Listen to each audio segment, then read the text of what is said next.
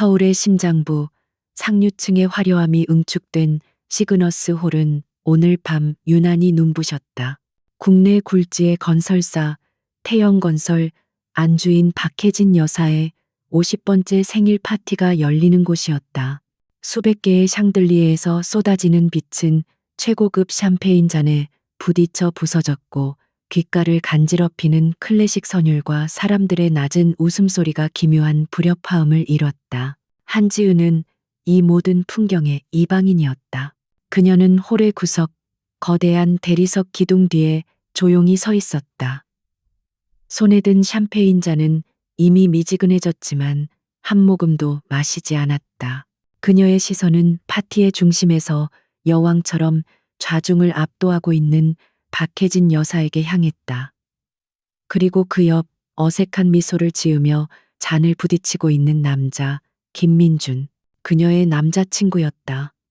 3년간의 연애 기간 동안 지은은 민준이 이런 세계에 속한 사람이라는 것을 어렴풋이만 알고 있었다. 민준은 늘 자신을 평범한 집안이라 소개했지만 그 평범함의 기준이 오늘 밤 지은이 목격하고 있는 것일 줄은 몰랐다. 그가 어머니의 생일 파티에 그녀를 초대한 것은 관계를 공식화하려는 첫걸음이라 믿었었다. 하지만 파티장에 들어서는 순간부터 지은은 자신이 거대한 실수 속에 발을 디뎠음을 직감했다.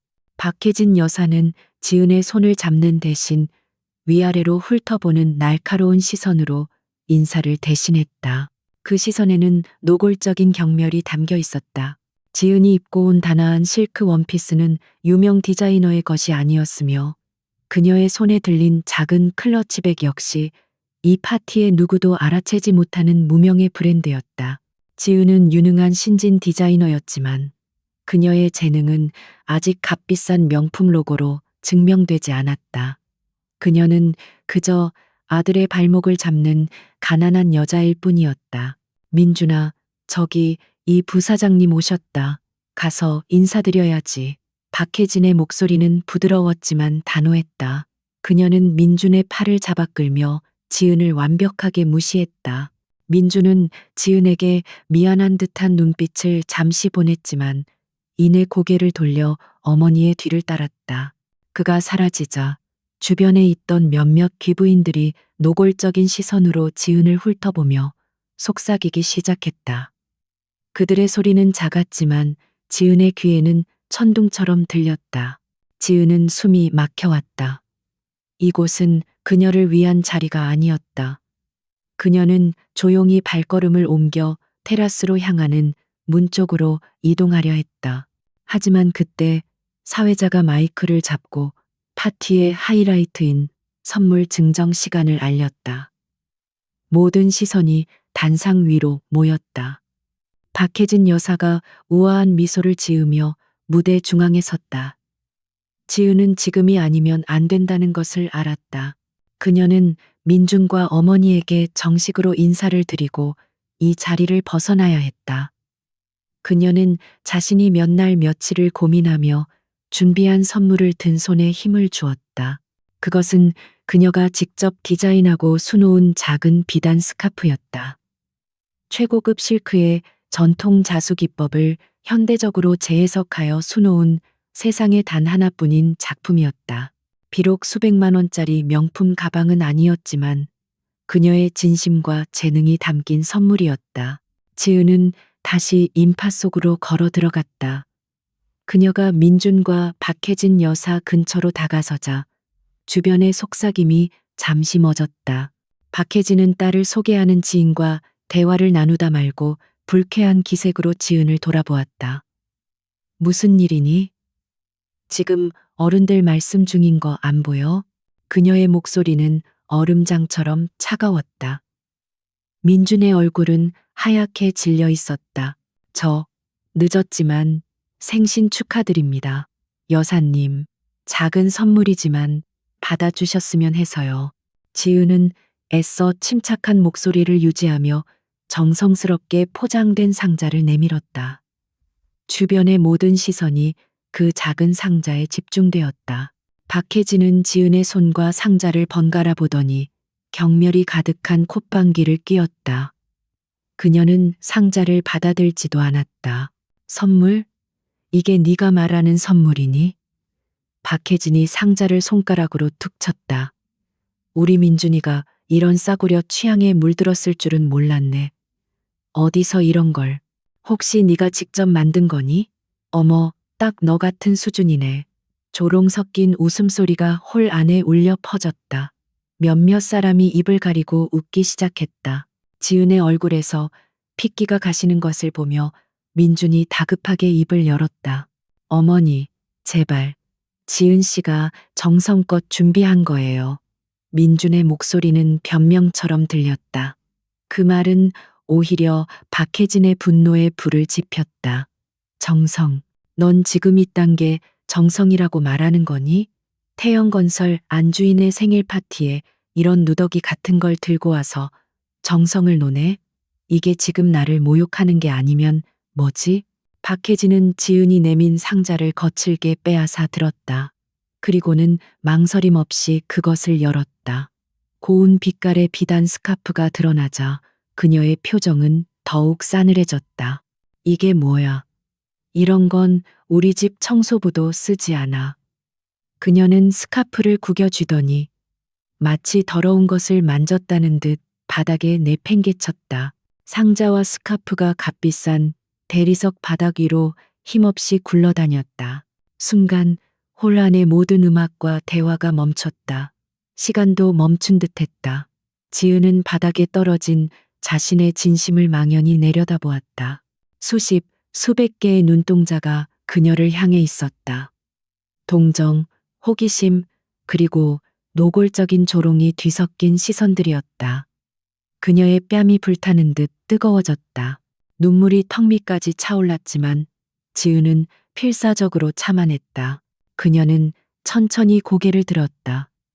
그리고 자신의 곁에 서 있는 남자 김민준을 바라보았다. 그는 어머니의 서슬퍼런 기세에 눌려 고개를 숙인 채 아무 말도 하지 못했다. 그의 주먹은 떨리고 있었지만 그 주먹은 그녀를 보호하기 위해 내질러지지 않았다. 그는 그저 침묵하고 있었다. 그 침묵이 박혜진의 그 어떤 모욕적인 말보다 더 날카롭게 지은의 심장을 찔렀다. 박혜진은 승리자의 미소를 지었다. 내 아들 옆자리가 탐나면 적어도 분수는 알아야지. 어디서 근본도 없는 것들이 기어들어와서 민준이 너도 정신 차려. 이런 여자 때문에 네가 앞으로 이룰 것들을 망칠 셈이야? 당장 저 여자 끌어내지 못해. 그녀의 목소리가 홀 전체에 울려 퍼졌다. 지은은 더 이상 그들의 대화를 듣고 있지 않았다. 그녀는 천천히 허리를 숙였다. 모든 사람들의 시선이 그녀의 다음 행동에 고정되었다. 그녀는 바닥에 떨어진 스카프를 조심스럽게 집어들었다. 대리석의 냉기가 손끝을 통해 전해졌다.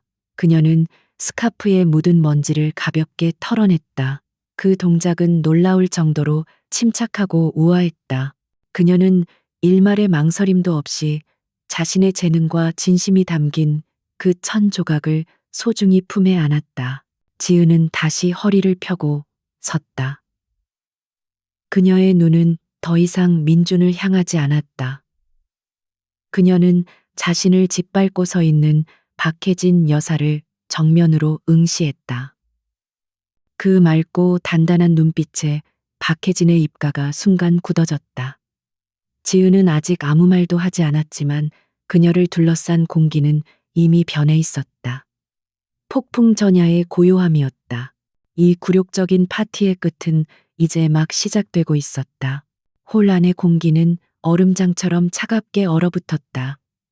음악은 멈췄고 사람들의 숨소리마저 들릴 듯했다. 한지은은 자신의 작품이자 방금 바닥에 내팽개쳐졌던 스카프를 조심스럽게 매만졌다.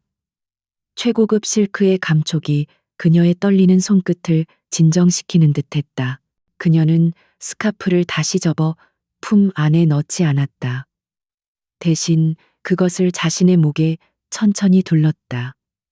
모욕의 증거가 아니라 자신의 자존심을 지키는 깃발처럼 모든 시선이 그녀의 다음 행동을 기다렸다. 박혜진 여사는 이 뜻밖의 저항에 잠시 할 말을 잃은 듯 입을 굳게 다물었다. 지은은 드디어 고개를 돌려 김민준을 바라보았다.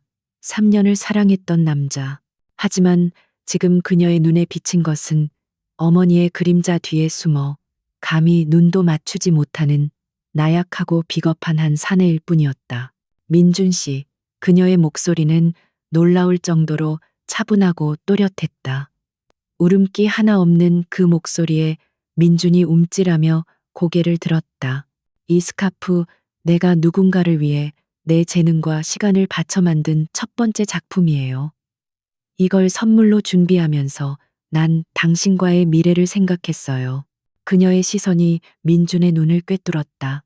하지만 당신 어머니께서 방금 이걸 바닥에 버리셨어요. 그리고 당신은 그걸 그냥 보고만 있었죠. 지은은 희미하게 웃었다. 그 웃음은 슬픔보다 더 깊은 절망을 담고 있었다. 박 여사님이 버린 건 2천 조각 하나가 아니에요. 당신 어머니는 내 진심을 짓밟았고 당신은 우리의 3년을 버렸어요. 지은아, 잠깐, 오해야. 어머니, 그만하세요. 민준이 뒤늦게 수습하려 했지만 너무 늦었다. 그의 목소리는 지은에게 닿지 못했다. 박혜진이 다시 입을 열려던 순간 지은이 한 걸음 더 다가섰다. 이번에는 민준이 아니라 박혜진 여사를 정면으로 마주했다. 그 당당한 기세의 파티의 여왕은 순간적으로 뒷걸음질 칠 뻔했다. 여사님, 지은의 목소리는 여전히 낮고 침착했다. 이 스카프가 여사님께는 누더기일지 몰라도 저에게는 제 전부입니다. 그리고 저는 제 전부를 이런 식으로 취급하는 곳에 더 이상 머무를 이유가 없습니다. 그녀는 민준을 향해 마지막 말을 건넸다. 오늘 이 자리에서 확실히 깨닫게 해줘서 고마워요. 우린 여기까지예요. 김민준 씨, 그녀는 씨라는 호칭에 분명하게 힘을 주었다. 그것은 완벽한 단절의 선언이었다. 감히 네가 지금 누구한테 박혜진이 소리쳤지만 지은은 이미 돌아선 후였다. 그녀는 더 이상 아무 말도 듣지 않았다. 그녀의 등은 꼿꼿했다.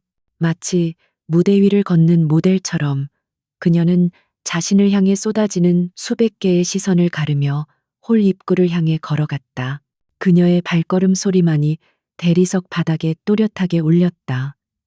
사람들은 마치 약속이라도 한 듯 길을 비켜주었다. 그녀가 지나가는 길목, 그곳은 경멸과 호기심이 뒤섞인 침묵의 바다였다.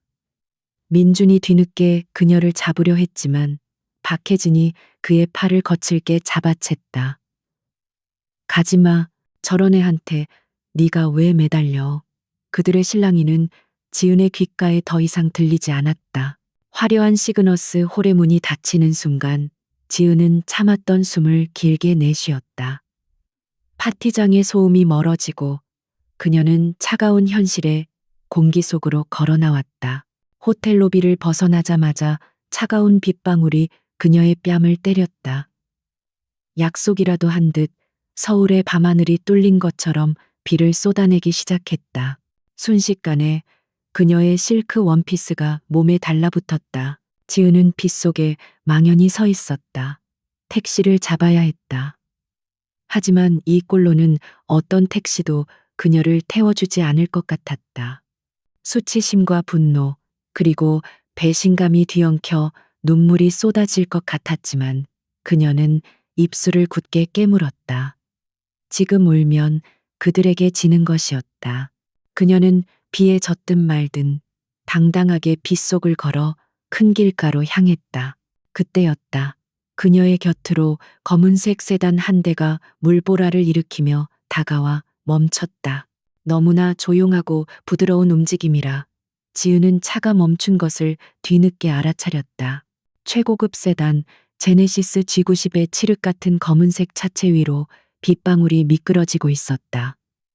지은은 불쾌감에 인상을 쓰며 차를 피하려 했다. 부자들의 또 다른 과시일 뿐이라고 생각했다. 하지만 뒷좌석의 창문이 소리 없이 내려갔다. 차 안은 어두웠지만 가로등 빛에 비친 한 남자의 날카로운 옆얼굴이 드러났다. 그는 파티장에서 본 적 없는 얼굴이었다. 하지만 그에게서는 파티장의 그 누구보다 압도적인 존재감이 느껴졌다. 그는 지은을 바라보고 있었지만 그 시선에는 동정이나 호기심이 아닌 마치 흥미로운 연극을 관람한 듯한 무심함이 어려 있었다. 그 스카프, 당신에게 아주 잘 어울리는군요. 남자의 목소리는 빗소리를 뚫고 들릴 만큼 낮고 묵직했다. 그는 지은의 목에 둘러진 비에 젖은 스카프를 가리키고 있었다. 지은은 경계심을 늦추지 않고 그를 바라보았다. 누구시죠? 남자는 대답 대신 차 안에서 검은색 장우산 하나를 꺼내 그녀 쪽으로 내밀었다.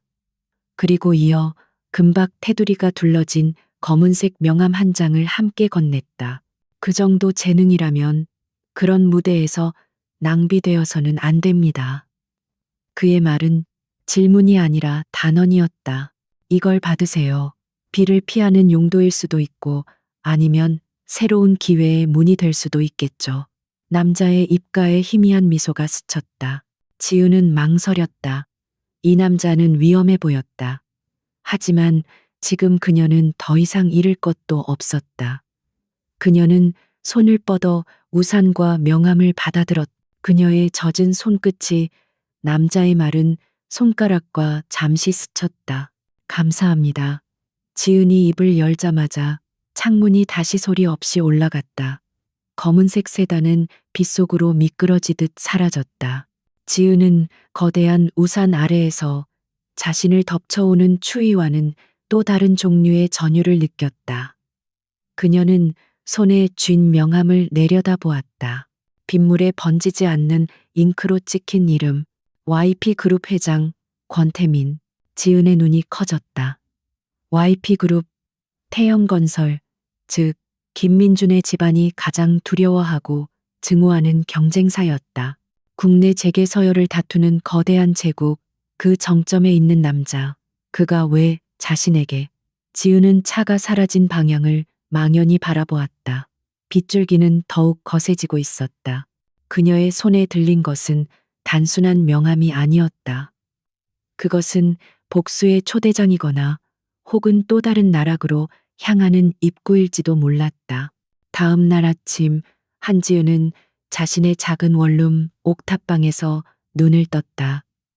좁은 창문으로 스며든 잿빛 아침 햇살이 지난밤의 악몽을 적나라하게 드러냈다.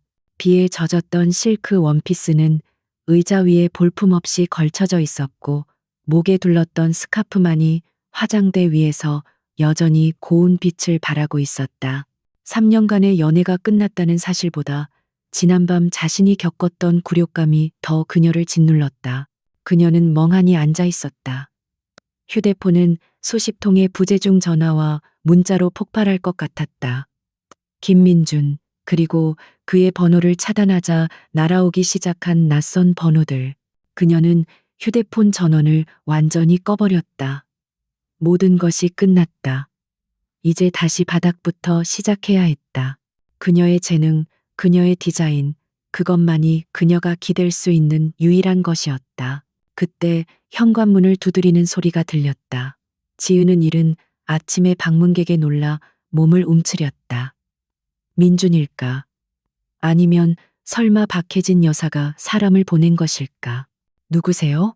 그녀의 목소리는 불안감에 잠겨 있었다. 한지은 씨 되십니까? YP그룹 비서실에서 나왔습니다. 딱딱하고 사무적인 목소리가 문 너머에서 들려왔다. YP그룹. 지은의 심장이 쿵 내려앉았다. 그녀는 황급히 문으로 다가가 작은 렌즈를 통해 밖을 내다보았다. 말끔한 검은색 정장을 입은 남자 2명이 좁고 지저분한 옥탑방 복도에 이질적으로 서 있었다. 그녀는 망설이다가 문을 열었다. 권태민 회장님께서 보내신 물건입니다. 한 남자가 정중하게 말하며 꽤 큰 쇼핑백 여러 개를 건넸다. 저는 아무것도. 지은이 당황해서 말을 더듬자 다른 남자가 입을 열었다. 회장님께서 일시간 뒤에 한지은 씨를 뵙길 원하십니다. 준비하고 나오시면 모시겠습니다. 그들의 태도는 거절을 용납하지 않겠다는 듯 단호했다. 지은은 쇼핑백을 받아들었다.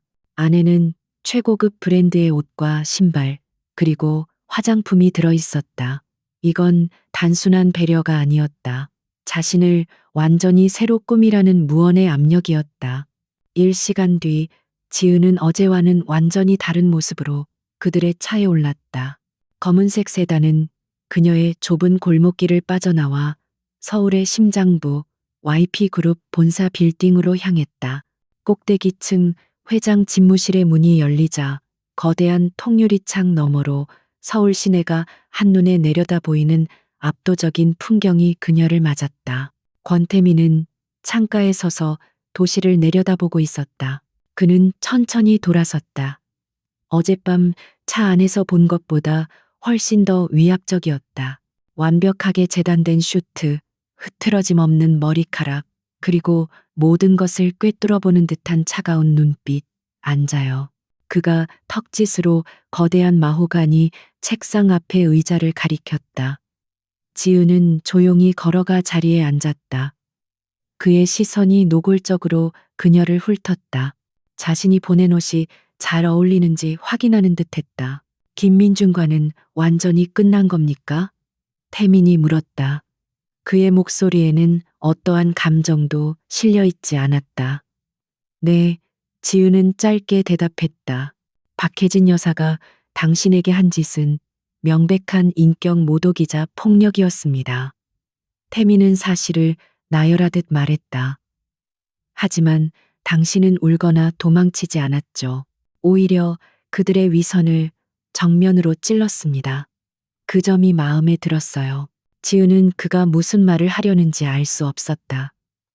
그녀는 침묵을 지키며 다음 말을 기다렸다. 권태민은 책상 위에 태블릿을 밀어 그녀 앞으로 보냈다. 화면에는 그녀의 이력서와 포트폴리오가 떠 있었다. 그녀가 여러 디자인 공모전에 제출했던 작품들, 심지어 그녀가 몰래 운영하던 작은 디자인 블로그의 내용까지 담겨 있었다. 이걸 어떻게? 정보는 힘입니다. 한지은 씨. 태민이 말을 이었다. 당신은 재능이 있어요. 하지만 그 재능을 펼칠 무대도 지켜줄 방패도 없죠. 어젯밤처럼 당신의 재능은 언제든 저런 무식한 자들에 의해 짓밟힐 수 있습니다. 그의 말이 비수처럼 지은의 가슴에 밝혔다. 그는 지난밤의 상처를 정확히 알고 있었다. 그래서 저에게 투자라도 하시겠다는 건가요? 지은이 경계심을 담아 물었다. 권태민의 입가에 처음으로 희미한 미소가 어렸다. 투자보다 훨씬 더 큰 것을 제안할 생각입니다. 그는 몸을 앞으로 숙였다. 그의 눈빛이 지은을 압도했다. 나와 결혼합시다. 한지은 씨. 정적이 흘렀다.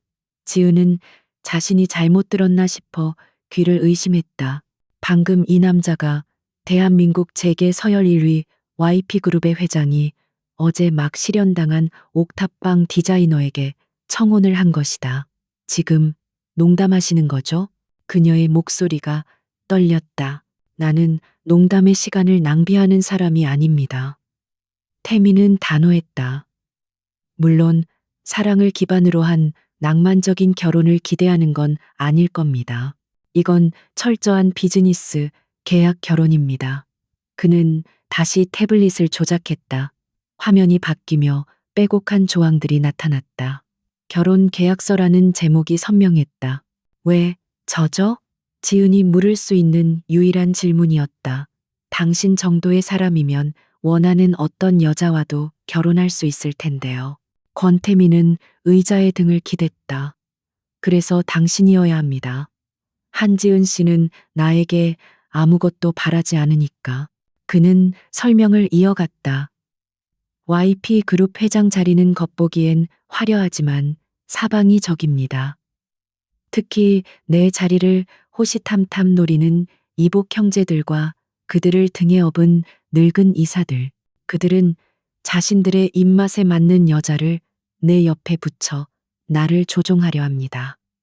정계 거물의 딸, 다른 재벌 가문의 딸. 그들은 모두 자신만의 야망과 탐욕을 가지고 있죠. 하지만 한지은 씨, 당신은 다릅니다. 그의 시선이 다시 날카로워졌다. 당신은 정치적 야망이 없어요. 당신이 원하는 건 오직 하나, 당신의 디자인을 세상에 증명하는 것뿐이죠. 당신은 어젯밤 그 모욕 속에서도 돈이나 권력이 아니라 당신의 작품, 당신의 자존심을 지켰습니다. 나에게는 바로 그런 사람이 필요합니다. 그의 논리는 차가웠지만 완벽했다. 그는 자신을 위협하지 않을, 그러면서도 YP그룹의 안주인 역할을 수행할 만큼 똑똑하고 기품 있는 방패막이가 필요한 것이었다. 그리고 그는 지은의 가장 깊은 욕망을 정확히 꿰뚫어 보고 있었다. 계약 조건은 이렇습니다. 결혼 기간은 3년, 3년 뒤 이혼 시 위자료로 YP그룹 산하 디자인 에이전시 YP 디자인을 당신에게 넘기겠습니다. 물론 당신의 이름으로요. 그 기간 동안 당신은 당신의 스튜디오를 운영할 수 있으며 YP그룹은 당신이 원하는 모든 인적, 물적 자원을 무제한으로 지원할 겁니다. 당신의 재능을 마음껏 펼칠 무대를 만들어주겠다는 뜻입니다. 그것은 악마의 제안처럼 달콤했다. YP 디자인은 지은이 감히 꿈도 꾸지 못했던 곳이었다. 그녀의 재능을 마음껏 펼칠 수 있는 무대라니. 어젯밤 자신의 진심이 바닥에 내팽개쳐졌던 것을 떠올렸다. 박혜진의 경멸 어린 눈빛, 김민준의 비겁한 침묵. 그녀는 다시는 그런 굴욕을 당하고 싶지 않았다. 대신 당신은 내 아내로서의 역할을 수행해야 합니다. 태민이 조건을 덧붙였다. 공식 석상에 나와 함께 참석하고 우리 집안의 대소사를 챙기며 내 적들에게 당신이 만만치 않은 상대임을 보여줘야 합니다. 무엇보다 나를 배신하지 않아야 합니다. 할 수 있겠습니까? 지은은 그의 눈을 정면으로 바라보았다. 그 눈 속에는 어떤 낭만도 따뜻함도 없었다. 오직 철저한 계산과 냉철한 이성만이 존재했다. 하지만 이상하게도 그녀는 어젯밤 민준에게서 느꼈던 것보다 더 큰 안정감을 느꼈다. 이 남자는 적어도 자신의 욕망에 솔직했고 약속한 것은 반드시 지킬 것 같았다. 이것은 사랑이 아니라 거래였다. 그리고 지금 지은에게 필요한 것은 낭만적인 사랑이 아니라 자신을 지키고 일어설 수 있게 해줄 강력한 힘이었다. 권태민의 집무실을 나온 한지은의 걸음은 비틀거렸다. YP그룹 빌딩의 1층 로비, 차갑고 광활한 대리석 바닥은 그녀가 방금 떠나온 하늘 위의 공간만큼이나 비현실적이었다. 방금 전까지 그녀가 숨쉬던 공기와는 밀도 자체가 달랐다. 머릿속이 터질 것처럼 복잡했다. 결혼, 계약 결혼, 3년의 시간과 맞바꿀 그녀의 미래, 그것은 구원인가 아니면 더 깊은 나락으로의 추락인가. 그녀는 정처 없이 거리를 걸었다. 고급스러운 정장 차림의 그녀를 사람들은 흘깃거렸지만 그녀의 눈에는 아무것도 보이지 않았다. 권태민의 제안은 너무나 거대하고 너무나 차가웠다. 사랑 없는 결혼. 그것은 그녀가 평생 경멸해왔던 쇼윈도에 진열된 인형들의 삶과 다르지 않았다. 자신이 과연 그런 삶을 받아들일 수 있을까? 이것은 자신의 영혼을 파는 행위가 아닐까? 그녀는 자신의 옥탑방으로 돌아가는 대신 한강변으로 향했다. 차가운 강바람이 그녀의 머리를 식혀주길 바랐다. 하지만 바람이 불수록 지난밤의 기억이 더욱 선명하게 되살아났다. 바닥에 내팽개쳐진 스카프, 박혜진의 조롱 가득한 웃음소리, 그리고 그 모든 것을 지켜보며 침묵했던 김민준의 비겁한 얼굴, 심장이 다시 차갑게 식어내렸다. 사랑. 그녀는 3년 동안 그 더섭는 감정을 믿었다. 그 사랑의 대가로 돌아온 것은 처참한 굴욕과 배신뿐이었다. 그녀는 깨달았다. 이 차가운 도시에서 재능만으로는 아무것도 지킬 수 없다는 것을. 힘이 없으면, 든든한 배경이 없으면 그녀의 재능은 언제든 어젯밤처럼 하찮은 것으로 치부되어 쓰레기통에 처박힐 것이다. 권태민의 제안이 다시 머릿속을 맴돌았다. YP 디자인. 그녀가 꿈에 그리던 무대. 무제한의 지원. 그것은 단순한 돈의 문제가 아니었다. 그녀의 디자인을 세상에 증명할 기회였다. 박혜진 같은 사람들의 코를 납작하게 만들고 다시는 그 누구도 자신을 함부로 무시하지 못하게 만들 수 있는 강력한 무기였다. 이것은 거래다. 지은은 스스로에게 되뇌었다. 사랑을 파는 것이 아니라 시간을 파는 것이다. 3년이라는 시간을 투자해 그녀가 평생을 바쳐도 얻지 못할 기회를 사는 것이다. 위험한 도박이었다. 권태민이라는 남자는 김민중과는 비교도 안 될 만큼 거대하고 위험한 존재였다. 하지만 적어도 그는 자신의 욕망에 솔직했다. 그는 사랑을 속삭이지 않았고 대신 명확한 대가를 제시했다. 그녀는 휴대폰을 꺼내 그가 전송한 계약서 파일을 다시 열었다. 빼곡한 법률 용어들이 눈에 들어왔다. 그녀는 변호사가 아니었지만 계약의 핵심을 꿰뚫어 볼 수는 있었다. 그는 그녀의 방패막이로서의 역할을 원했고 그녀는 그의 투자를 원했다. 이해관계가 완벽하게 일치했다. 그렇다면 이 거래를 조금 더 자신에게 유리하게 만들 필요가 있었다. 그녀는 권태민이 자신을 선택한 이유를 다시 생각했다. 야망이 없어서, 내게 아무것도 바라지 않아서. 그리고 지난밤의 태도 때문이었다. 그렇다. 그는 그녀의 약함이 아니라 그 절망적인 상황에서도 자존심을 지켰던 강인함에 흥미를 느낀 것이다. 만약 그녀가 이 제안에 그저 감지덕지하며 넙죽 엎드린다면 그는 자신을 동등한 파트너가 아닌 그저 비싼 값을 치른 장식품 정도로 여길 것이다. 그녀는 집으로 돌아가지 않았다. 대신 근처의 카페로 들어가 커피를 시켰다. 그리고 태블릿을 꺼내 그가 보낸 계약서 파일 옆에 새로운 문서를 열었다. 그녀는 조목조목 자신의 요구 조건을 적어 내려가기 시작했다. 이것은 항복이 아니라 협상이어야 했다. 그녀는 이 결혼이라는 전쟁터에 맨몸으로 뛰어들 생각이 없었다. 다음 날 아침, 지은은 YP 그룹 비서실에 전화를 걸었다. 권태민 회장에게 수정 제안서를 전달하고 싶다고 직접 만나서 설명하겠다고 통보했다. 비서는 잠시 당황한 듯 했지만 곧 회장 집무실로 그녀를 안내했다. 어제와 같은 장소, 같은 인물이었지만 지은의 태도는 완전히 달라져 있었다. 그녀의 눈에는 더 이상 혼란이나 두려움이 없었다. 결혼 제안 받아들이겠습니다. 지은은 태민의 책상 맞은편에 앉으며 단도직입적으로 말했다. 권태민의 눈썹이 흥미롭다는 듯 미세하게 올라갔다. 하지만 몇 가지 조건이 있습니다.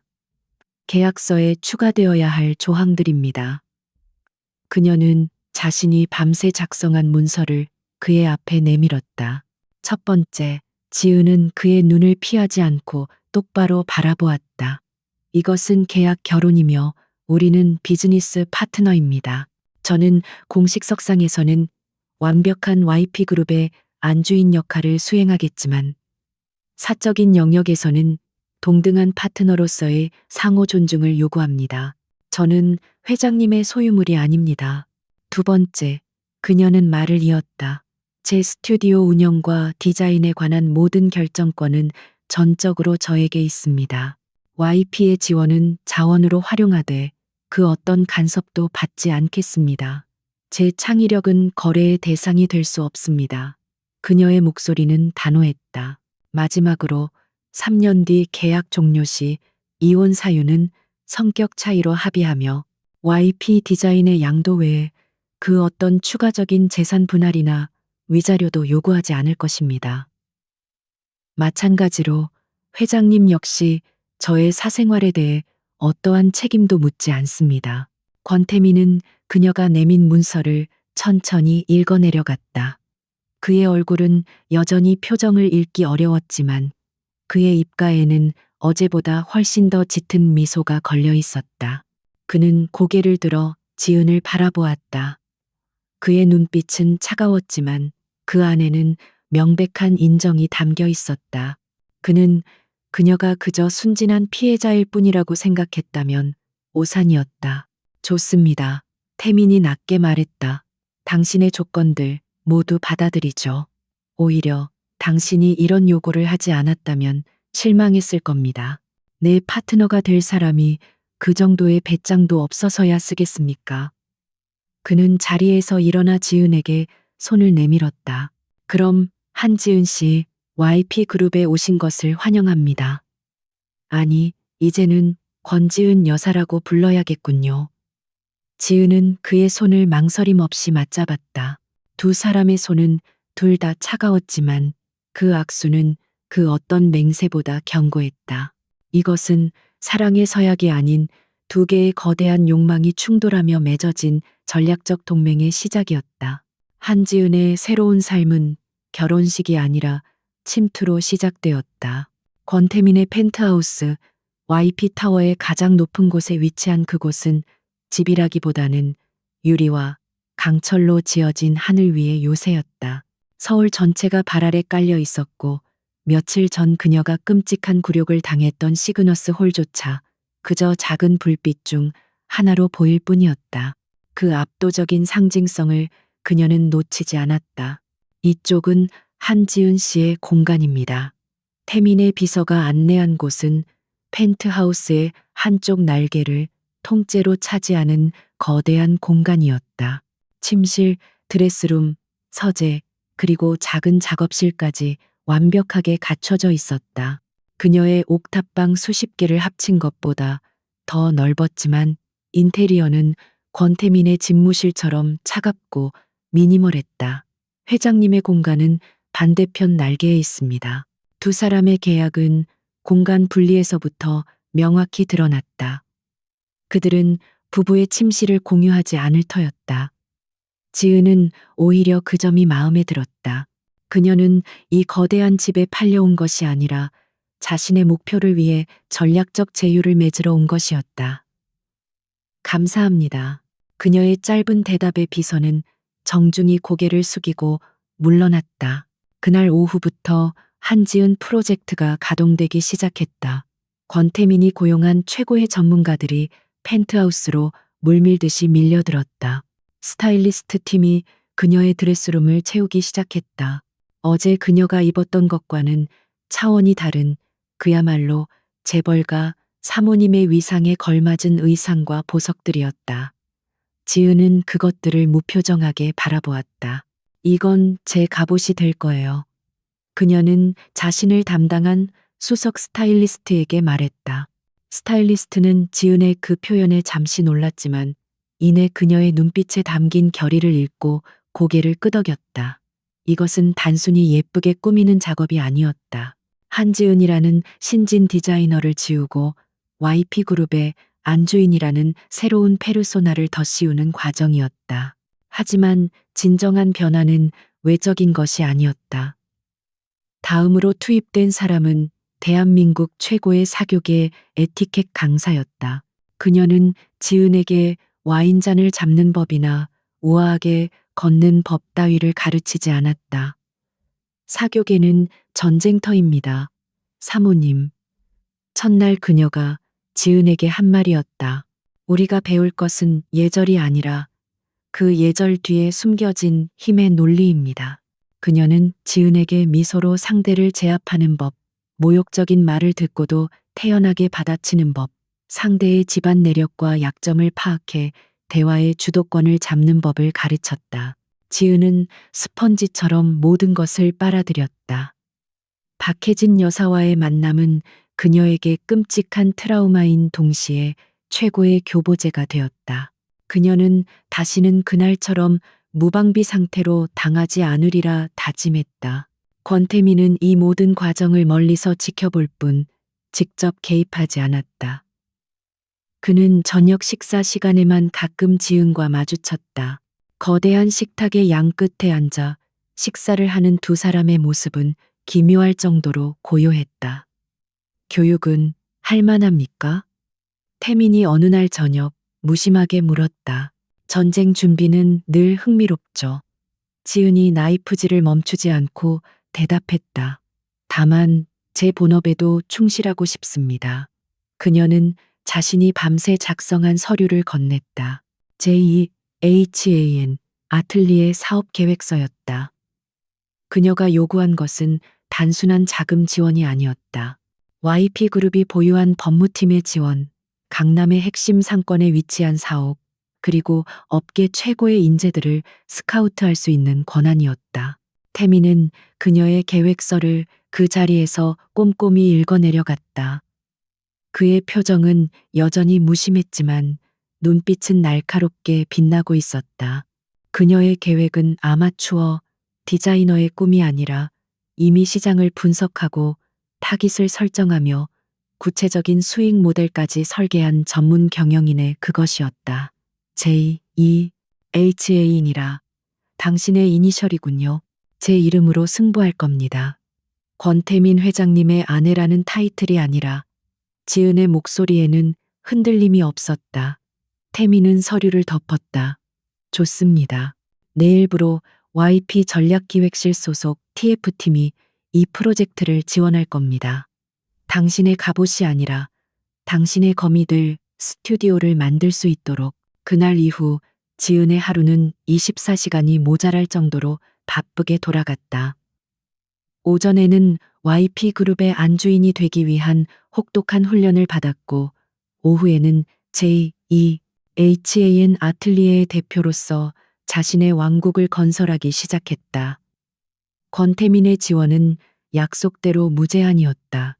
며칠 만에 강남 한복판의 통유리 건물이 그녀의 스튜디오로 낙점되었고 업계 최고의 실력자들이 그녀의 팀으로 합류했다. 지은은 자신의 재능을 마음껏 불태웠다. 그녀는 더 이상 돈에 쪼들려 싸구려 원단을 만지작거릴 필요가 없었다. 세상에서 가장 희귀한 소재들, 최고의 기술력이 그녀의 손끝에서 새로운 디자인으로 탄생했다. 그녀의 눈은 생기로 빛났고 그녀의 태도는 날이 갈수록 당당해졌다. 그녀는 더 이상 옥탑방의 가난한 디자이너가 아니었다. 권태민은 그런 그녀의 변화를 흥미롭게 지켜보았다. 어느 날 밤 그는 늦은 시간까지 서재에서 업무를 보고 있었다. 펜트하우스는 적막했지만 거실 쪽에서 희미하게 연필 소리가 들려왔다. 그가 나가보자 지은이 거대한 거실 바닥에 수십 장의 디자인 스케치를 펼쳐놓고 몰두해 있었다. 잠옷바람에 머리를 대충 틀어 올린 모습은 사교계 훈련을 받는 안주인의 모습과는 거리가 멀었다. 그녀는 태민이 다가오는 것도 모른 채 오직 종이 위의 선과 면에만 집중하고 있었다. 그 모습에서 태민은 자신과 닮은 종류의 열정을 발견했다. 돈이나 권력이 아니라 오직 자신의 일에 대한 순수한 몰입. 그는 그녀가 YP그룹의 안주인으로서 완벽한 연기를 해줄 것이라 기대했지만 그 이상의 것을 본 것이다. 늦었군. 태민의 낮은 목소리에 지은이 화들짝 놀라 고개를 들었다.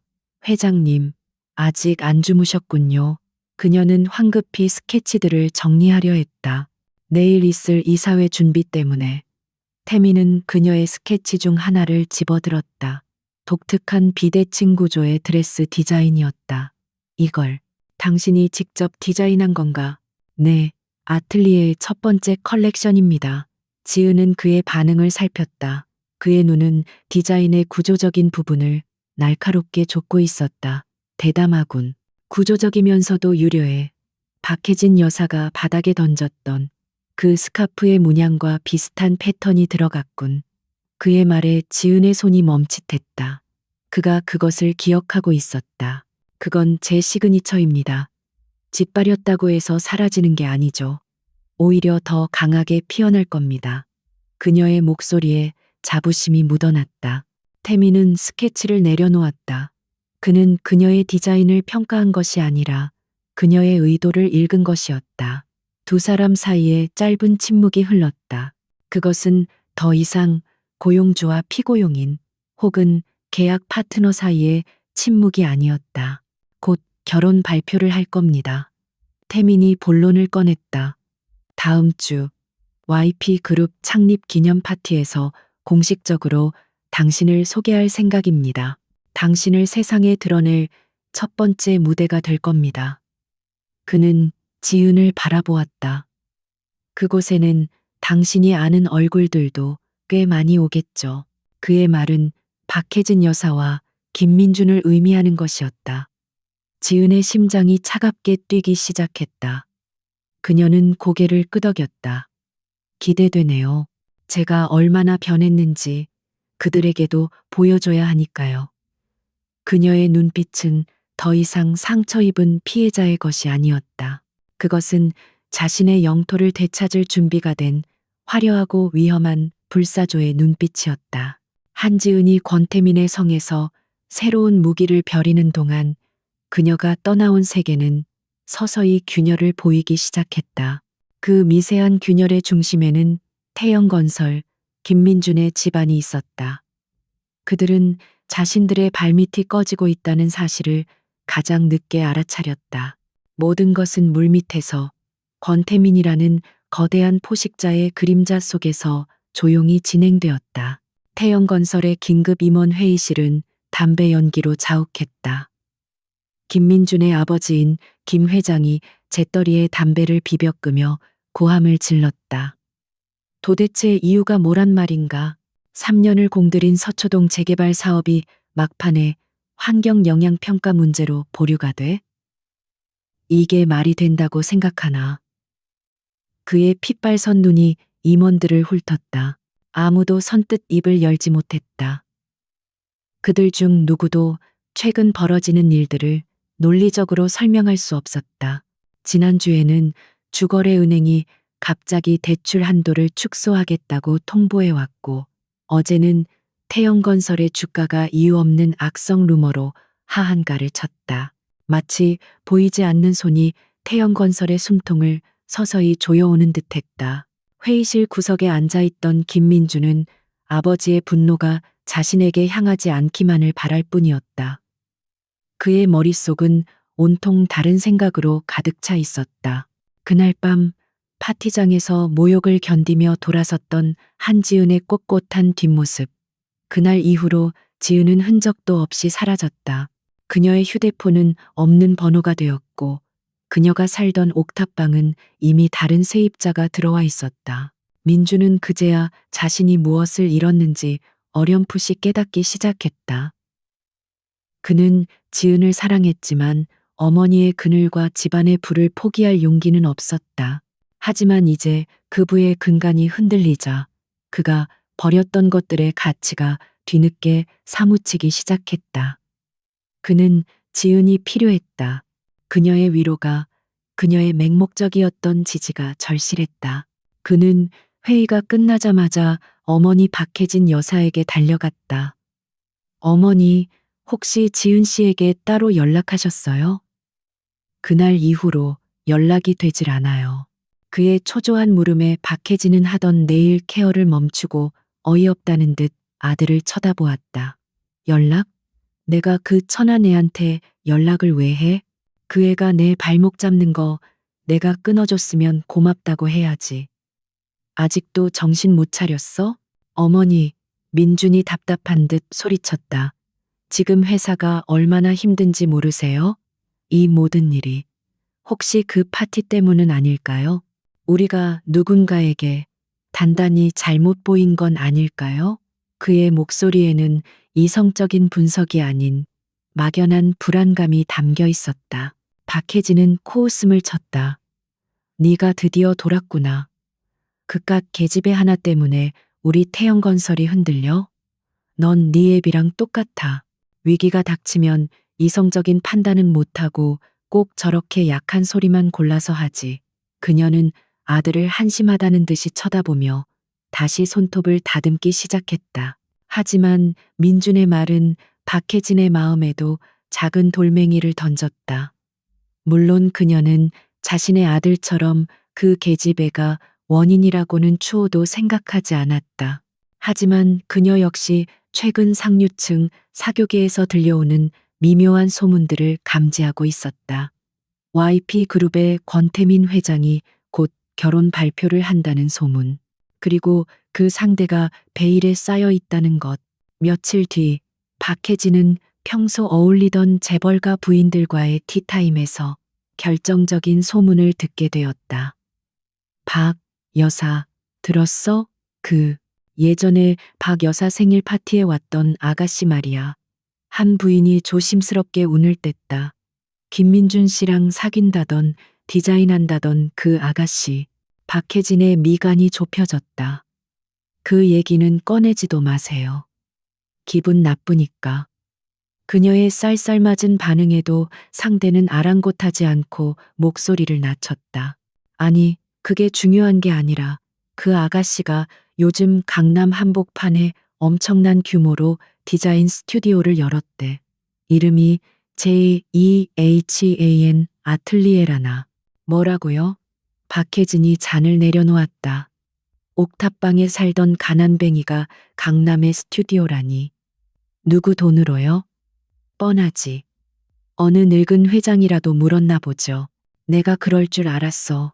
생긴 것부터가 남자 홀리게 생겼다니까. 그녀의 목소리에는 노골적인 경멸이 담겨 있었다.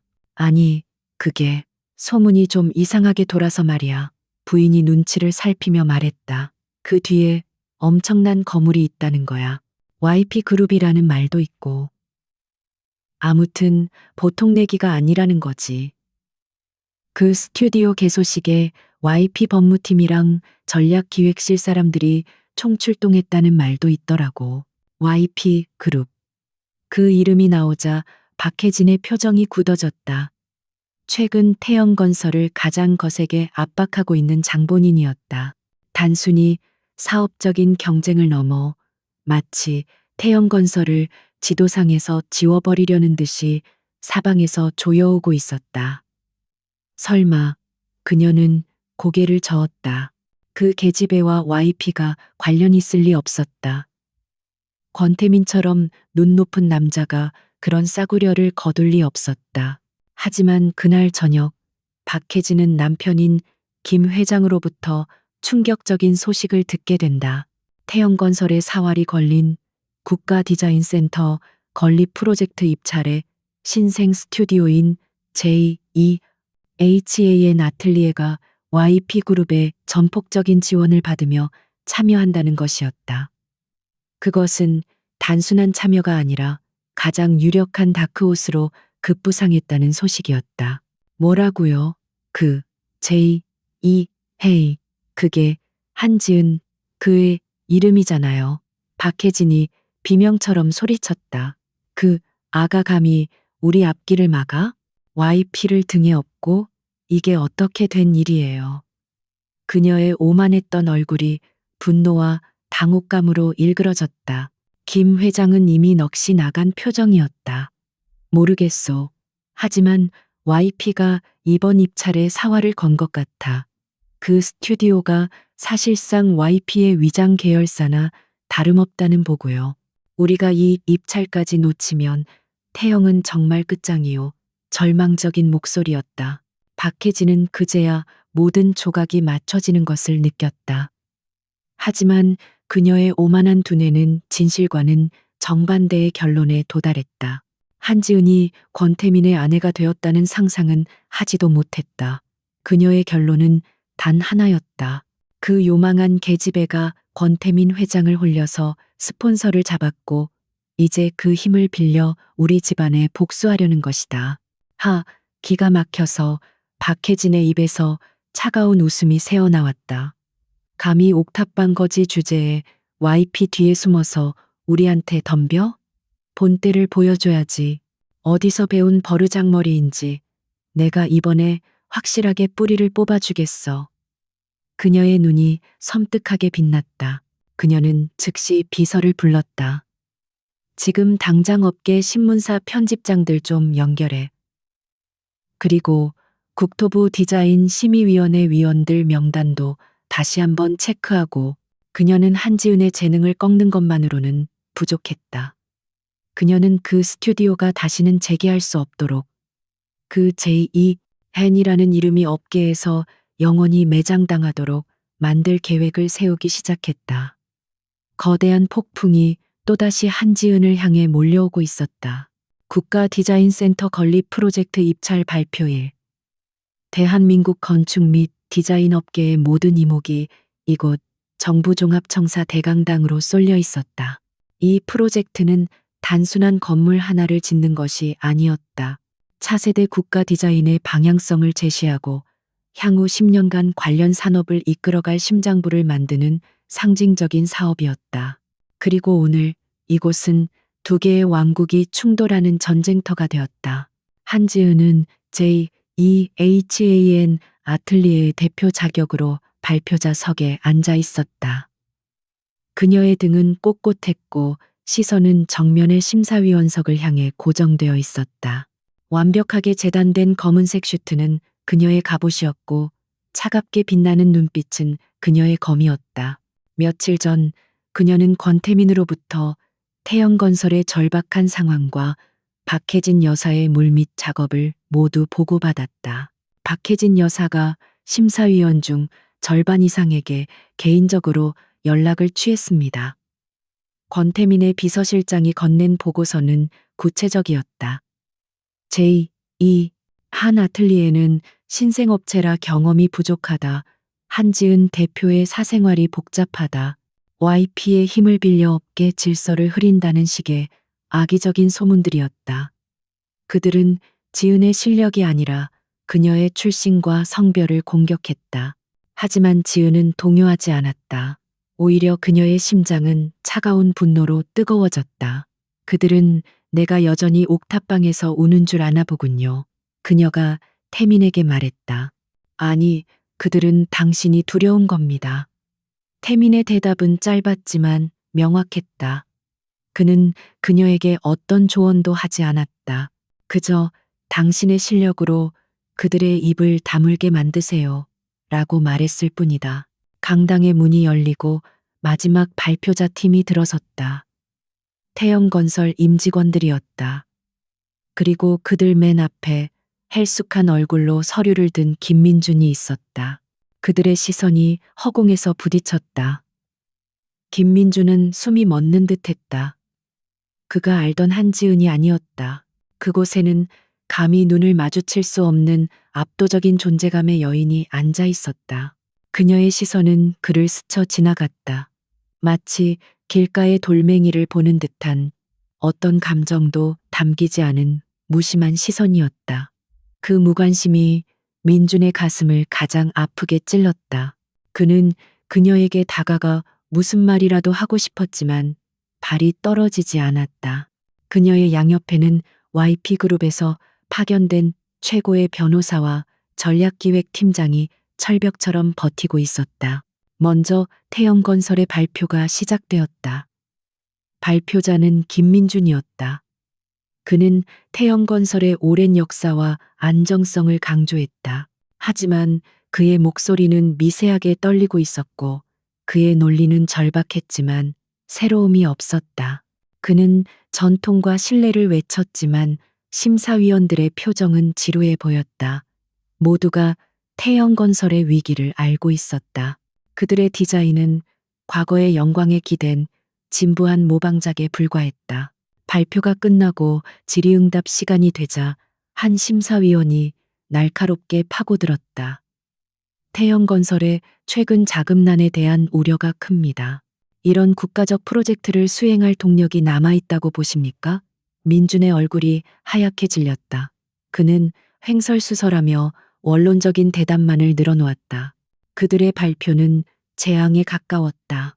드디어 JEHAN 아틀리에의 차례가 되었다. 한지은이 단상으로 걸어나갔다. 그녀의 구두굽 소리가 강당 전체에 또렷하게 울렸다. 그녀가 연단에 서자 방금 전까지 태영건설을 몰아붙이던 심사위원들의 시선이 더욱 날카로워졌다. 박혜진이 뿌려놓은 독이 작용하기 시작한 것이다. 한 심사위원이 안경을 고쳤으며 선제 공격을 날렸다. 한 대표님, JEHAN 아틀리에는 설립된 지 이제 3개월입니다. 이런 중차대한 프로젝트를 맡기에는 YP그룹의 후광을 제외하면 대체 어떤 실적이 있으신 겁니까? 노골적인 모욕이었다. 강당 안의 모든 시선이 그녀에게 쏠렸다. 김민주는 차마 그녀를 쳐다보지도 못하고 고개를 숙였다. 지은은 마이크를 잡았다. 그녀는 웃지 않았다. 좋은 질문입니다, 위원님. 그녀의 목소리는 강당을 완벽하게 장악했다. 제 실적은 지금부터 보여드리겠습니다. YP의 후광이 아니라 제 이름 JEHAN으로 말입니다. 그녀는 리모컨을 눌렀다. 스크린이 바뀌자 사람들의 입에서 낮은 탄성이 터져 나왔다. 그것은 단순한 건물의 조감도가 아니었다. 그녀는 한국적 미를 재해석한 유기적인 형태의 건물을 제시했다. 그녀가 박혜진에게 모욕당했던 그 스카프의 전통 자수문양. 그 곡선과 색채가 현대적인 건축 언어로 완벽하게 되살아나 있었다. 우리는 과거를 박제하는 기념관을 짓는 것이 아닙니다. 지은의 목소리에 힘이 실렸다. 우리는 미래의 디자이너들이 숨쉬고 교류하며 한국의 미를 세계로 뻗어나가게 할 살아있는 플랫폼을 제안합니다. 그녀는 전통 소재를 활용한 친환경 건축 기법, IT 기술을 접목한 스마트 갤러리 시스템, 지역사회와 연계한 개방형 공간 설계까지 완벽한 논리로 자신의 디자인을 증명해 보였다. 그녀의 발표는 한편의 완벽한 연극과도 같았다. 그녀는 모든 기술적인 질문에 막힘없이 대답했고 YP그룹이 이 프로젝트에 어떤 재정적 지원을 간섭 없이 제공할 것인지 명확히 밝혔다. 그녀의 디자인은 태영건설의 그것과는 비교조차 할 수 없을 만큼 혁신적이고 구체적이며 강력했다. 아까 그녀를 공격했던 심사위원이 넋이 나간 표정으로 스크린을 바라보고 있었다. 이 모든 것을 정말 한 대표님 혼자서 그가 무의식적으로 중얼거렸다. 지은은 그를 향해 돌아섰다. 제 스튜디오의 팀원들과 밤낮으로 준비했습니다. 하지만 이 비전의 시작과 끝은 분명히 저 한지은의 것입니다. 발표가 끝났을 때 강당 안에는 잠시 정적이 흘렀다. 이윽고 심사위원석 맨 끝에 앉아있던 원로 건축가 한 명이 자리에서 일어나 박수를 치기 시작했다. 그러자 마치 전염된 것처럼 박수 소리가 터져 나왔다. 그것은 관례적인 박수가 아닌 진심 어린 경탄이었다. 한지은은 단상에서 내려왔다. 그녀는 넋이 나간 채 주저앉아 있는 김민준의 옆을 스쳐 지나갔다. 그녀는 그에게 단 한순간의 시선도 주지 않았다. 그녀의 승리였 YP의 돈이나 권력이 아닌 그녀의 재능, 박혜진이 누더기라 불렀던 그녀의 디자인이 거둔 완벽한 승리였다. 박혜진이 쳐놓은 거미줄은 그녀의 압도적인 실력 앞에서 흔적도 없이 불타버렸다. 입찰 발표장에서의 완벽한 패배는 태영건설의 즉각적인 사형 선고나 다름없었다. 김 회장은 강당을 빠져나오기도 전에 충격으로 쓰러졌고 구급차에 실려가는 그의 모습은 태영건설의 몰락을 알리는 상징적인 장면이 되었다. 김민주는 망연자실한 채 병원 복도에 주저앉았다. 모든 것이 그가 당연하게 여겼던 모든 부와 명예가 한순간에 신기루처럼 사라지고 있었다. 하지만 단 한 사람, 박혜진 여사만은 무너지지 않았다. 그녀는 슬픔이나 절망 대신 온몸이 불타는 듯한 분노와 사리에 휩싸였다. 응급실 앞에서조차 그녀의 눈은 꼿꼿했다. 그녀는 한지은의 압도적인 프레젠테이션이나 실력을 인정한 것이 아니었다.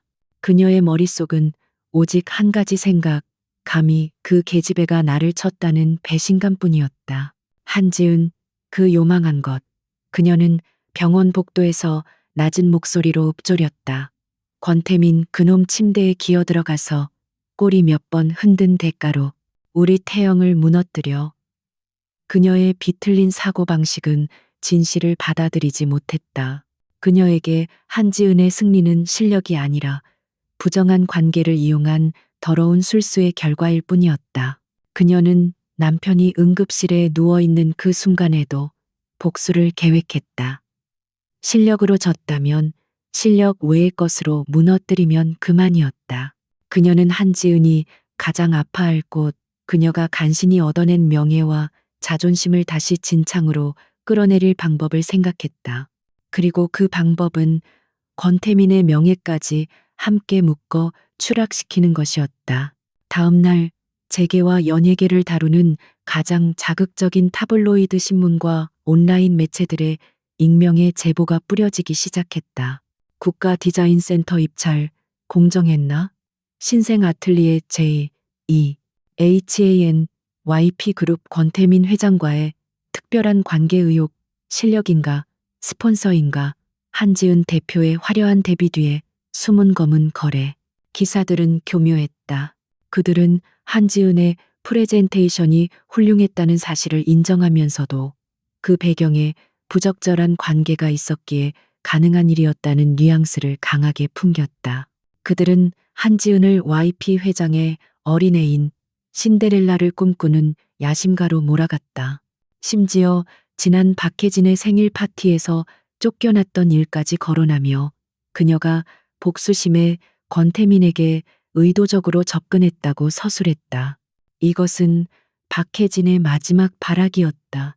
그녀는 한지은의 실력을 깎아내리고 권태민의 도덕성을 공격함으로써 입찰 결과를 뒤집을 수는 없더라도 최소한 그들의 명예에 흠집을 내고 싶었다.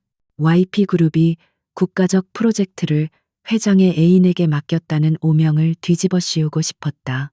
한지은은 자신의 스튜디오에서 그 기사들을 접했다. 직원들이 그녀의 눈치를 살피며 조심스럽게 건넨 태블릿 화면에는 그녀의 사진 옆에 스폰서 의혹이라는 끔찍한 단어가 붙어 있었다.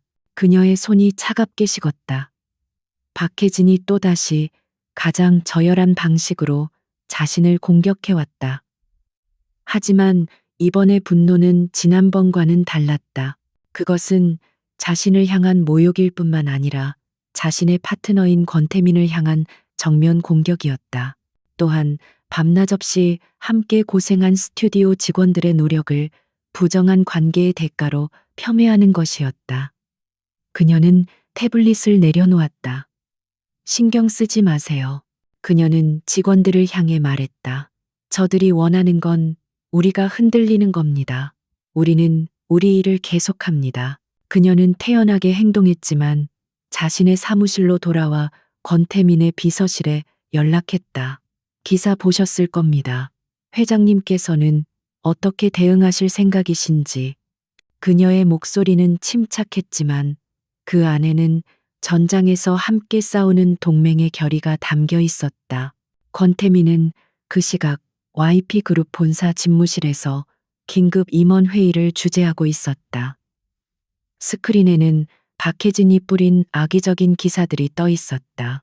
회장님, 이 정도의 가십은 무시하는 것이 상책입니다. 대응하는 순간 루머를 인정하는 꼴이 됩니다. 한 임원이 조심스럽게 건의했다. 권태민은 말이 없었다. 그의 얼굴은 얼음처럼 차가웠다. 그는 평소라면 이런 가십에 눈길조차 주지 않았을 것이다. 하지만 이번은 달랐다. 이것은 단순한 가십이 아니었다. 태영건설, 즉 자신의 적이 자신의 아내이자 파트너를 공격한 것이었다.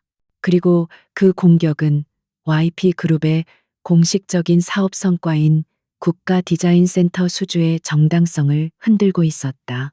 무시하라고? 태민이 낮은 목소리로 입을 열었다. 회의실의 온도가 몇 도는 더 내려간 듯했다.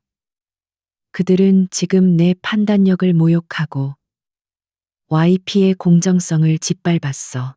그런데 그걸 무시하라고 그는 자리에서 일어났다. 전쟁을 걸어왔으면 응당한 대가를 치르게 해줘야지. 그는 비서실장에게 지시했다. 지금 당장 기자회견을 준비해. 1시간 뒤 본사 대강당에서 모든 언론사를 불러 모아. 임원들의 얼굴이 경악으로 물들었다. YP그룹 회장이 고작 가십 스캔들 때문에 직접 기자회견을 연다고? 그것은 전례 없는 일이었다. 1시간 뒤 YP그룹 대강당은 수백 명의 기자들로 발 디딜 틈이 없었다.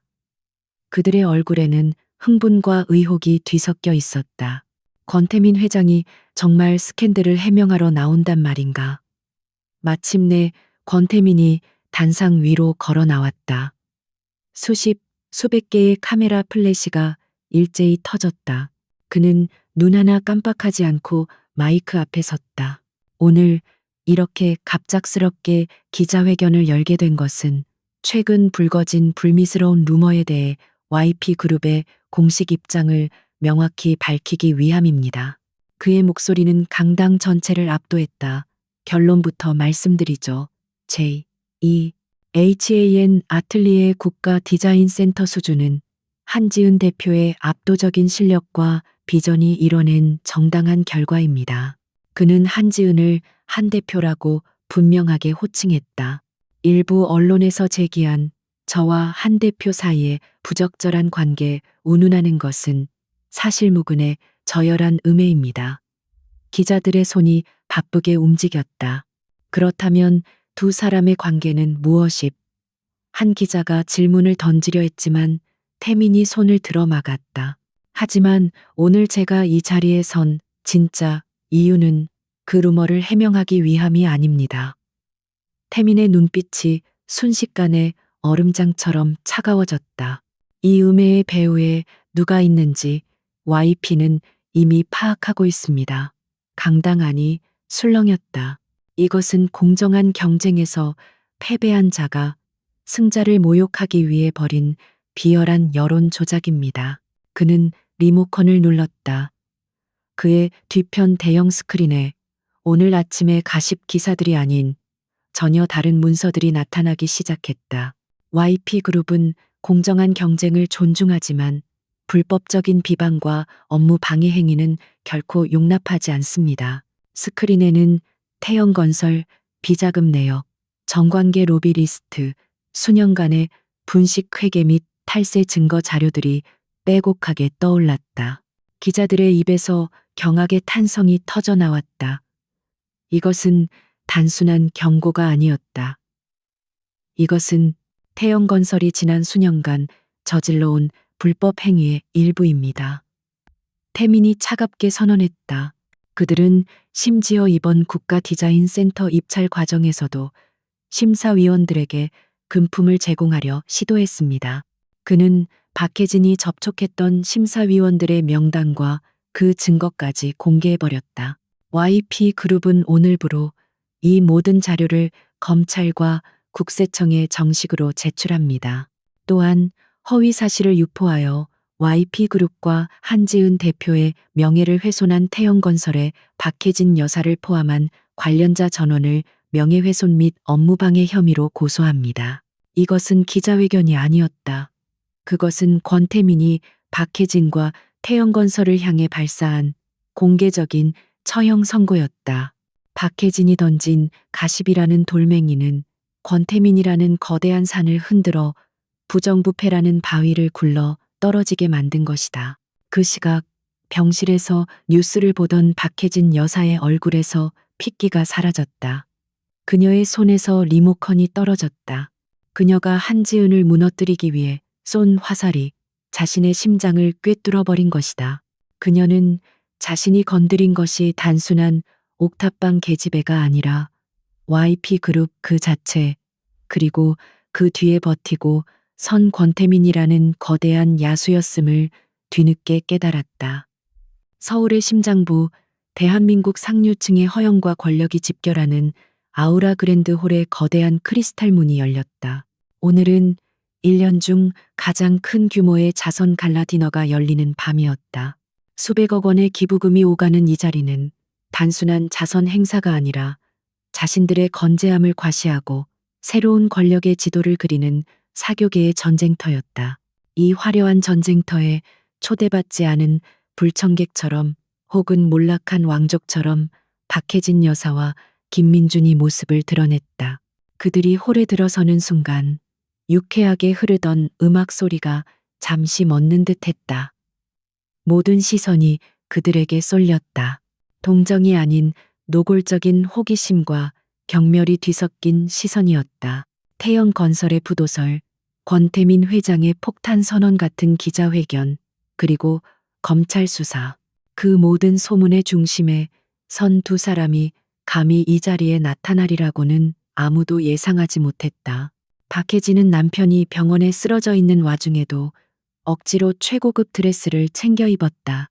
그녀의 얼굴은 두꺼운 화장으로 가려져 있었지만 광대뼈 부근의 미세한 경련까지 감추지는 못했다. 김민주는 완전히 다른 사람이 되어 있었다. 한때 재벌 2세로서 자신감 넘치던 모습은 온데간데 없고 술과 절망에 찌든 헬쑥한 얼굴로 어색하게 어머니의 뒤를 따랐다. 그는 이 자리가 얼마나 끔찍한지 알았지만 어머니의 마지막 발악 같은 고집을 꺾을 수 없었다. 우리가 무너지지 않았다는 걸 보여줘야 해. 이럴 때일수록 당당해야 한다고. 박혜진은 애써 미소를 지으며 평소 어울리던 재벌가 부인들 무리로 향했다. 하지만 그녀가 다가서자 방금 전까지 웃음꽃을 피우던 부인들이 약속이라도 한 듯 입을 다물었다. 그들의 시선은 그녀의 값비싼 드레스가 아닌 그녀의 뒤에 드리워진 몰락의 그림자를 보고 있었다. 어머, 박 여사, 웬일이야. 남편분도 편찮으신데 우리 그이 괜찮아요. 곧 일어날 겁니다. 박혜진이 억지로 목소리를 높였다. 다 오해예요. 그 한지은이라는 요망한 계집애가 우리 민준이 뒤통수 치고 권태민 회장한테 꼬리쳐서 버린 짓이라고요. 우리 태영은 곧 박 여사, 무리 중 가장 연장자인 한 그룹의 명예회장 부인이 그녀의 말을 잘랐다. 그녀의 목소리는 차가웠다. 여기서 그런 얘기할 자리는 아닌 것 같네. YP그룹 사람들도 곧 도착할 텐데. 그 말은 내 편을 들어줄 사람은 아무도 없으니 YP 심기 건드리지 말고 조용히 있다 가라는 노골적인 경고였다. 박혜진의 얼굴이 분노로 일그러졌다. 한때 자신 앞에서 설설 기던 자들이 감히 자신을 가르치려 들다니. YP? YP가 뭐 대수라고요. 그깟 스폰서 하나 등이 없고 그 천박한 애가 어디까지 가나 보려고요. 오늘 이 자리에 그 애도 오겠죠. 내가 그의 가면을 벗겨줄 테니까. 그녀의 아기에 찬 목소리가 울려 퍼지던 바로 그 순간이었다. 홀의 모든 조명이 일순간 메인 입구로 집중되었다. 거대한 문이 다시 한번, 이번에는 아까와는 비교도 안 되는 중량감으로 열렸다. 장내의 모든 소음이 거짓말처럼 사라졌다. 그곳에는 권태민 YP그룹 회장이 서 있었다. 그는 오늘 밤의 어둠을 모두 집어삼킨 듯한 완벽한 검은색 턱시도를 입고 있었다. 그의 존재감만으로도 홀 안의 공기는 서늘하게 가라앉았다. 그리고 그의 팔짱을 끼고 선 여인, 한지은이었다. 사람들은 숨을 멈췄다. 그녀는 옥탑방의 가난한 디자이너도 파티장에서 쫓겨나던 비련의 여주인공도 아니었다. 그녀는 자신이 직접 디자인한 깊고 푸른 벨벳 드레스를 입고 있었다. 드레스는 그녀의 몸을 따라 흐르며 은은한 빛을 발했고 목에는 그 어떤 보석도 없이 오직 그녀의 꼿꼿한 목선과 당당한 쇄골만이 빛나고 있었다. 그녀의 얼굴에는 그날의 상처나 분노 대신 모든 것을 압도하는 차가운 평온함이 서려 있었다. 박혜진이 보았던 YP 그룹이 제공한 갑옷이 아니었다. 그것은 한지은 자신의 재능과 자신감으로 만들어낸 여왕의 대관식이었다. 그녀는 권태민의 옆에 장식품처럼 서 있는 것이 아니라 그와 동등한 파트너로서 홀 전체를 지배하고 있었다. 김민주는 손에 들고 있던 샴페인 잔을 떨어뜨렸다. 유리가 깨지는 소리가 정막 속에서 유난히 날카롭게 울렸다. 그는 자신이 버렸던 여자가 자신이 감히 상상할 수도 없었던 존재가 되어 눈앞에 서 있는 모습을 망연히 바라보았다. 그가 알던 지은이 아니었다.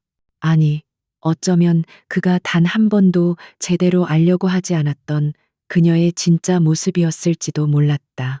권태민과 한지은은 그들의 테이블로 향하지 않았다. 그들의 발걸음은 정확히 한 곳을 향했다. 굳은 듯이 서 있는 박혜진과 그녀를 둘러싼 재벌가 부인들의 무리, 모세가 바다를 가르듯 사람들이 그들의 길을 열었다. 박혜진은 뒷걸음질 치고 싶었지만 발이 바닥에 붙어버린 듯 움직이지 않았다. 지은이 박혜진의 바로 앞에 멈춰섰다. 두 여자의 시선이 허공에서 부딪혔다. 한때 모욕을 주던 자와 그 모욕을 견뎌야 했던 자. 그러나 이제 모든 것이 역전되었다. 지은은 아무 말도 하지 않았다. 그저 그날 박혜진이 자신을 위아래로 훑어보았던 것과 똑같이 천천히 그녀를 바라보았다. 그 시선에는 경멸이나 분노가 아닌 완전한 무관심이 담겨 있었다. 박혜진이 입술을 파르르 떨며 입을 열려던 순간, 아, 박 여사님. 권태민이 그녀의 말을 가로막았다. 그의 목소리는 더없이 정중했지만 그 안에는 칼날 같은 냉기가 서려 있었다.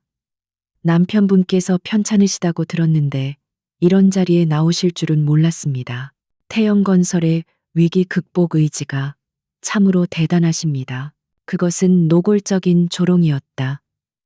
박혜진의 얼굴이 불그락부르락 달아올랐다. 권 회장. 감히 지금 누구 앞에서 그때 권태민이 자선 행사의 호스트에게 손짓했다. 호스트가 황급히 그에게 마이크를 건넸다. 권태민은 마이크를 잡고 홀 중앙으로 걸어나갔다. 모든 시선이 다시 그에게 집중되었다. 신사숙녀 여러분, 오늘 밤 이 뜻깊은 자리에 함께하게 되어 영광입니다. 그의 묵직한 목소리가 홀 전체에 울려 퍼졌다. YP그룹은 언제나처럼 이 자리에 기부할 것입니다. 하지만 오늘은 그 기부보다 더 중요한 발표를 하나 하려고 이 자리에 섰습니다. 사람들이 숨을 죽였다. 최근 YP그룹과 저희 파트너사에 대한 근거 없는 루머가 많았습니다. 그의 시선이 박혜진을 정확히 꿰뚫었다. 특히 국가 디자인 센터 프로젝트를 따낸 JEHAN 아틀리에와 그 대표에 대한 악의적인 비방이 있었죠. 그는 지은을 향해 손을 내밀었다. 지은이 우아하게 걸어 나와 그의 옆에 섰다. 이 자리를 빌려 명확히 밝힙니다. 한지은 대표는 그 누구도 넘볼 수 없는 압도적인 실력으로 그 프로젝트를 쟁취했습니다. 그녀의 재능은 진짜입니다. 하지만 권태민이 말을 이었다. 그의 입가에 희미한 미소가 걸렸다. 그녀에 대한 루머 중 딱 하나 사실에 근거한 것이 있긴 합니다. 장내가 술렁였다. 저와 한지은 대표가 특별한 관계라는 것 말입니다. 박혜진의 눈이 번뜩였다. 그래, 내 놈 입으로 드디어 인정하는구나. 스폰서라는 걸. 그녀가 소리치기 직전 권태민의 다음 말이 그녀의 모든 사고를 정지시켰다. 오늘 밤 이 자리에 제 아내를 공식적으로 소개합니다. 권태민이 지은의 손을 잡아들어 올렸다.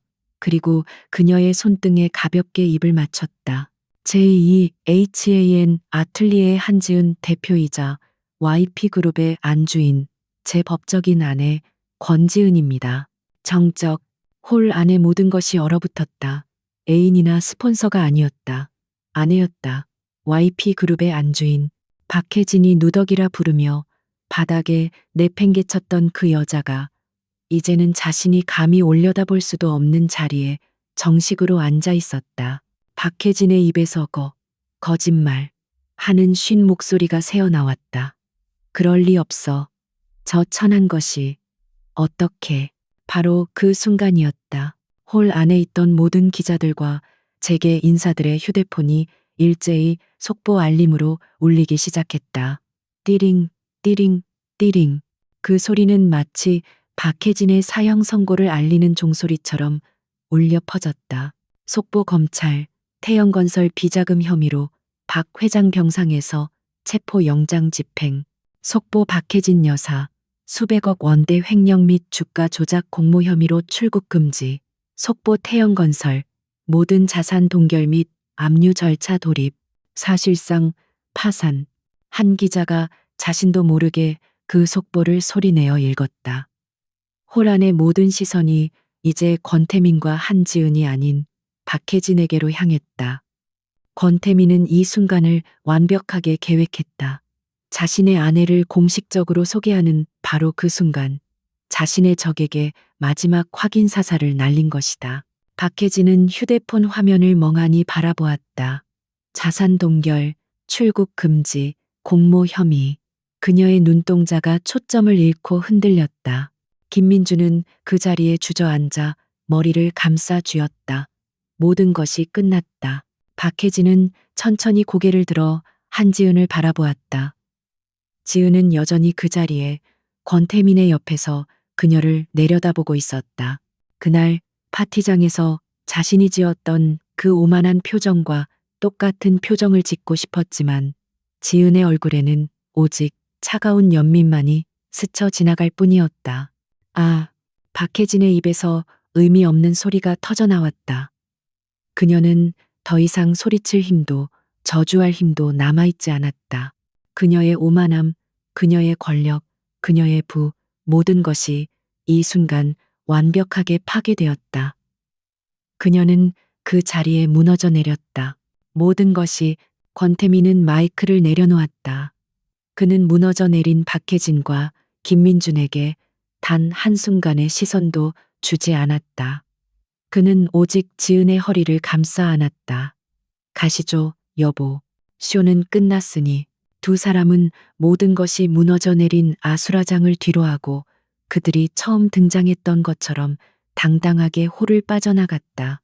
그들의 뒤로 박혜진의 절규인지 울음인지 모를 소리가 희미하게 울려 퍼졌지만 그 누구의 귀에도 닿지 못했다. 몇 달이 흘렀다. 폭풍 같았던 갈라디너의 밤은 전설처럼 재계의 회자되었고 그날을 기점으로 서울의 권력 지도는 완전히 새로 쓰였다.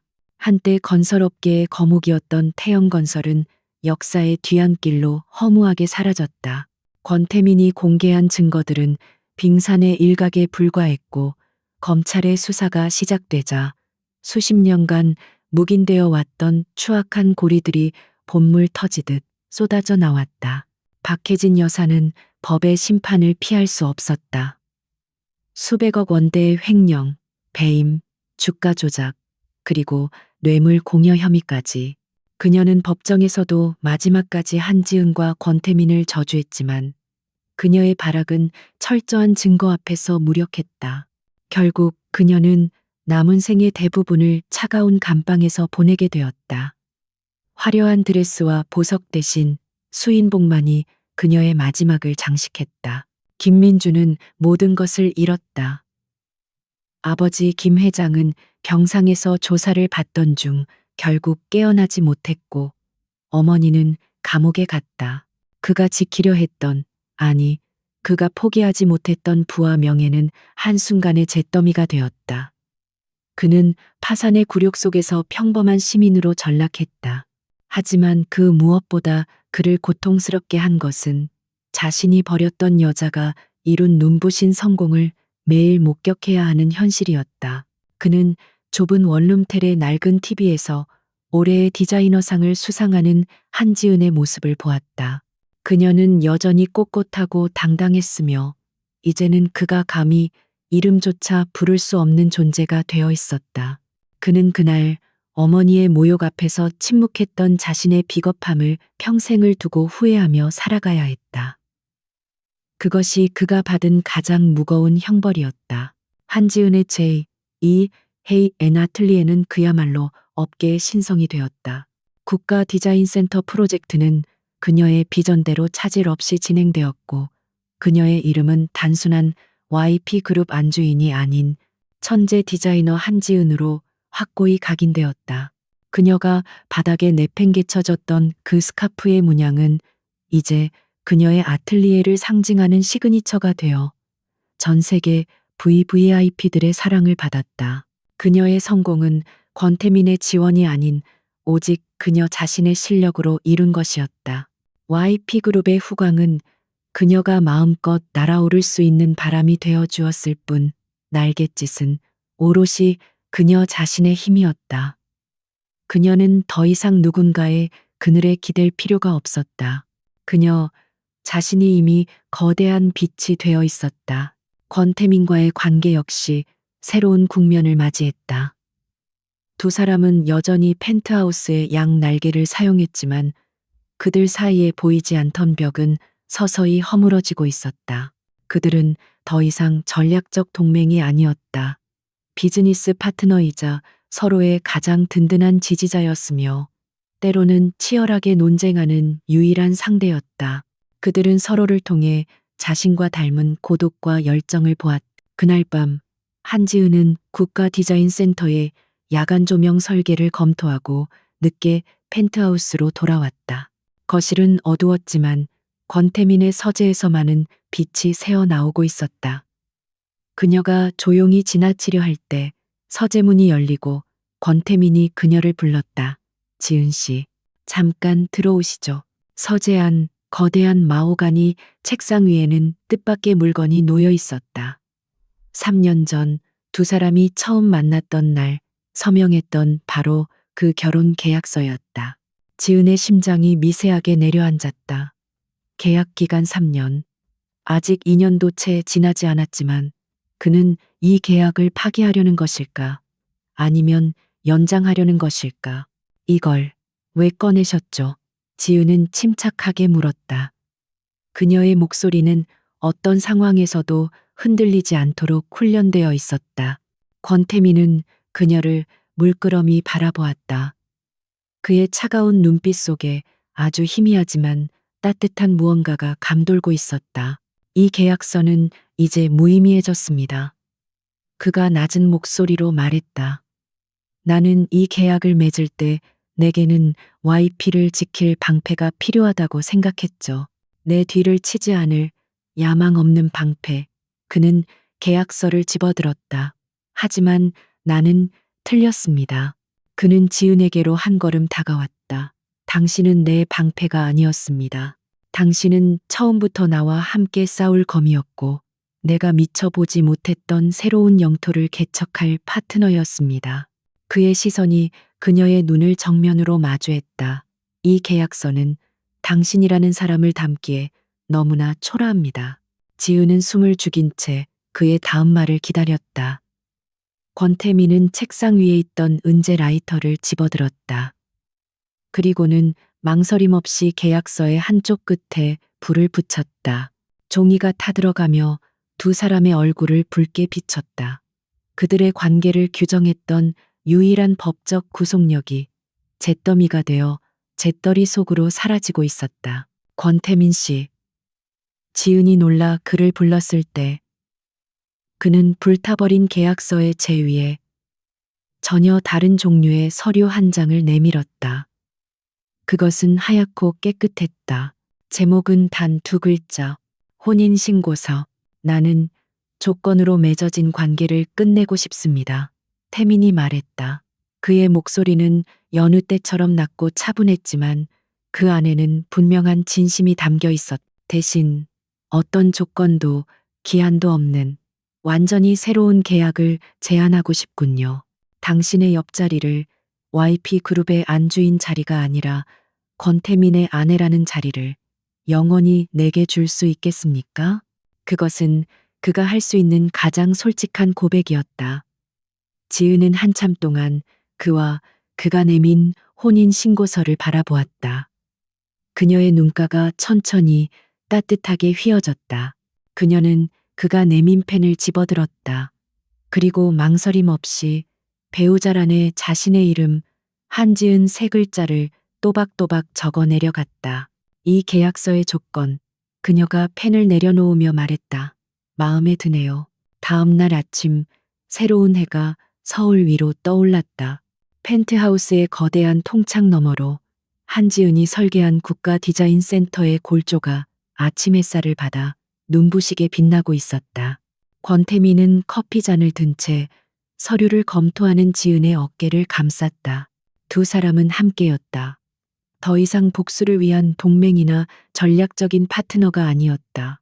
서로의 재능과 인격을 존중하고 서로의 상처를 이해하며 미래를 함께 건설해 나갈 유일한 동반자였다. 그날 파티장에서의 모욕은 두 사람을 만나게 한 잔인한 인연의 시작이었고, 이제 그들은 그 인연을 운명이라는 이름으로 완성하고 있었다. 그들의 앞에는 진정한 새로운 새벽 빈민 예이치 머이 이 밝아오고 있었다.